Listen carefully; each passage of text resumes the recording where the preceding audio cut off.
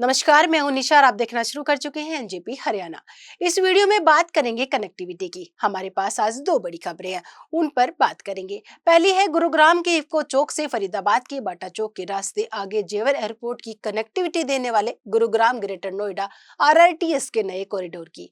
और दूसरी है गुरुग्राम रेलवे स्टेशन से सोना चौक के रास्ते बोंडसी तक प्रस्तावित नई मेट्रो परियोजना की। मनोहर लाल के पास शहरी विकास मंत्रालय आने के बाद इन परियोजनाओं के पंख लगने की उम्मीद की जा सकती है।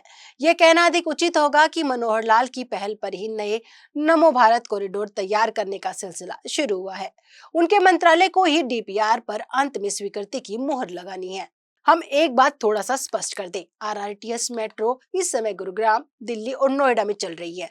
सामान्य मेट्रो से अलग है। आरआरटीएस कॉरिडोर पर दौड़ने वाली त्वरित अर्बन त्वरित मेट्रो को अब नमो भारत नाम दिया जा चुका है, जबकि मौजूदा मेट्रो ट्रेन अपनी ही जगह है।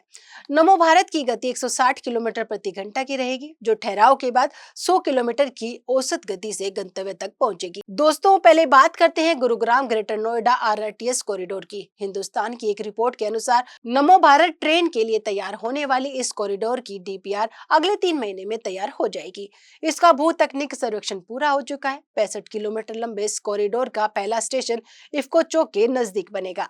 दूसरा स्टेशन गुरुग्राम के गोल्फ कोर्स पर सेक्टर 54 में बनेगा। तीसरा स्टेशन फरीदाबाद के बाटा चौक पर और चौथा स्टेशन फरीदाबाद के सेक्टर 85 और 86 को डिवाइड करने वाली मुख्य सड़क पर बनेगा। इसके बाद ये कॉरिडोर नोएडा में प्रवेश करेगा और नोएडा में पहला स्टेशन सेक्टर 142 168 चौक पर बनेगा। इसके बाद अंतिम और छठा स्टेशन नोएडा के सूरजपुर में बनेगा। हालांकि परियोजना में नए स्टेशन जोड़ने की गुंजाइश बनी रहेगी। आरआरटीएस के अन्य कॉरिडोर की तरह यह परियोजना भी एनसीआरटीसी की ओर से ही सिरे चढ़ाई जाएगी। सूरजपुर के अंतिम स्टेशन से प्रस्तावित परियोजना जेवर एयरपोर्ट के लिए बनने वाली नए नमो भारत कॉरिडोर को कनेक्ट करेगी। इसके निर्माण पर लगभग 15,000 करोड़ रुपए खर्च होंगे। डीपीआर को पहले मंजूरी के लिए उत्तर प्रदेश व हरियाणा सरकार को भेजा जाएगा। इसके बाद शहरी विकास मंत्रालय के पास हरियाणा सरकार ने 5 मई को ही इसके रूट अलाइनमेंट को मंजूरी दे दी थी। यह भी बता दें कि गुरुग्राम ग्रेटर नोएडा कॉरिडोर दिल्ली से गुरुग्राम व रेवाड़ी के रास्ते आगे एसएनबी स्टेशन तक प्रस्तावित दिल्ली एसएनबी कॉरिडोर को कनेक्टिविटी देगा। एसएनबी स्टेशन का मतलब है शाहजहांपुर, नीमराना और बहरोड स्टेशन।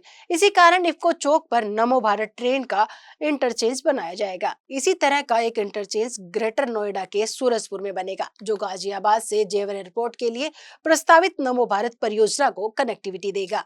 अब दूसरी खबर है गुरुग्राम से। सरकार ने गुड़गांव रेलवे स्टेशन से भोंडसी गांव तक मेट्रो कॉरिडोर बनाने का प्रस्ताव तैयार किया है। जल्दी ही इसकी फिजिबिलिटी रिपोर्ट तैयार की जाएगी।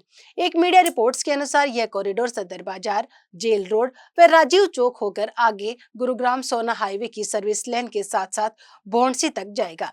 फिजिबिलिटी रिपोर्ट्स में यह तय किया गया कि सर्विस लेन पर एलिवेटेड कॉरिडोर बनेगा या फिर भूमिगत। अभी इस विषय में अधिक डिटेल उपलब्ध नहीं है, लेकिन रेवाड़ी से गुरुग्राम होकर फरीदाबाद जाने वालों के लिए आने वाले समय में अच्छा होने जा रहा है। दोस्तों, कनेक्टिविटी से जुड़ी हमारी रिपोर्ट आपको कैसी लगी, कमेंट बॉक्स में जाकर बताइएगा जरूर। नमस्कार।